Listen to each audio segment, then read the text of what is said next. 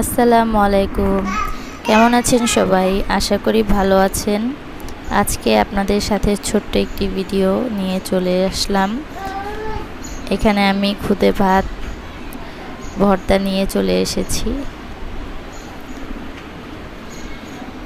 এই খুদে ভাত ভর্তা সবারই খুব পছন্দের খাবার, আমারও খুব পছন্দের একটি খাবার।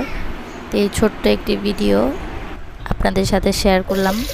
যদি আপনাদের ভালো লাগে তাহলে অবশ্যই লাইক দিবেন। এবং এই খুদে ভাতটি কে কীভাবে রান্না করে থাকেন আমি জানি না, কিন্তু আমরা এভাবে রান্না করি, তাই আপনাদের সাথে মনে হলো যে শেয়ার করি। তো এখানে আমি কিছুটা তেল দিয়ে পেঁয়াজ ভেজে নিয়েছি। এখন সামান্য পরিমাণে আদা রসুন বাটা দিয়ে দিব, দিয়ে ভালো করে ভেজে নিব। আদা রসুনটা ভালো করে ভেজে নেওয়া হয়ে গেলে আমি এখানে লবণ, হলুদ, কাঁচামরিচ দিয়ে সামান্য পরিমাণে পানি দিয়ে কষিয়ে নেব।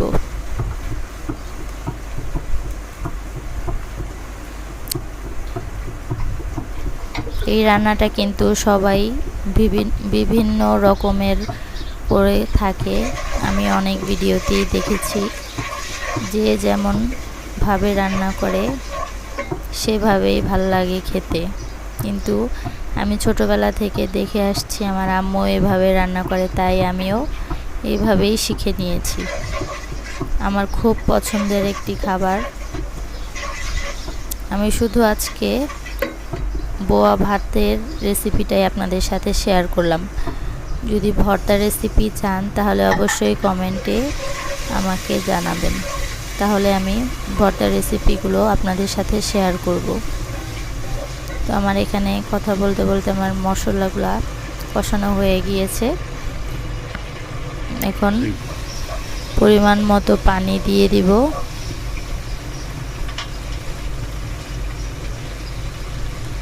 আমার এখানে চাল, ডাল আর আমি বোয়া ভাতে কিন্তু আলু ব্যবহার করেছি।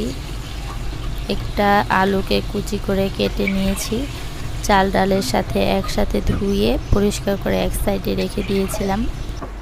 এখন ভাতের চালটা সুন্দরভাবে সিদ্ধ হয়ে আসলে পানিটা, আমি এখন চালগুলো ছেড়ে দিব, চাল ডাল আলুগুলো ছেড়ে দিব।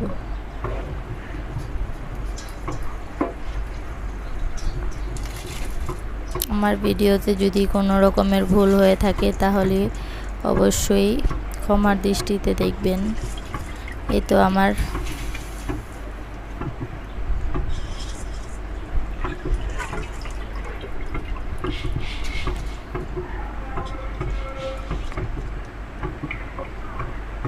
আমি এখন সব চাল ডাল আলু ছেড়ে দিয়েছি। এখন লবণটা ভালো করে চেক করে আমি এখন দমে বসিয়ে দিব। বলক আসার জন্য ঢেকে দিব। এখন কিন্তু চুলার আঁচটা ফুল হাইতেই আছে। এই তো বলক চলে আসছে। এখন দুই একটা বলক আসলেই আমি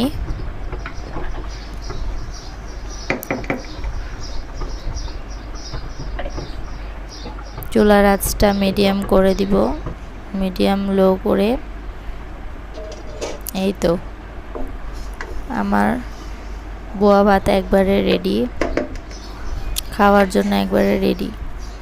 আপনাদের আমার এই ভিডিও কেমন লেগেছে অবশ্যই জানাবেন। খুব সিম্পল একটি রান্না আপনাদের সাথে শেয়ার করলাম, কারণ আমার খুব পছন্দের একটি খাবার, তাই আমি আপনাদের সাথে শেয়ার করেছি। যদি ভালো লাগে তাহলে অবশ্যই আমার চ্যানেলটি লাইক করবেন।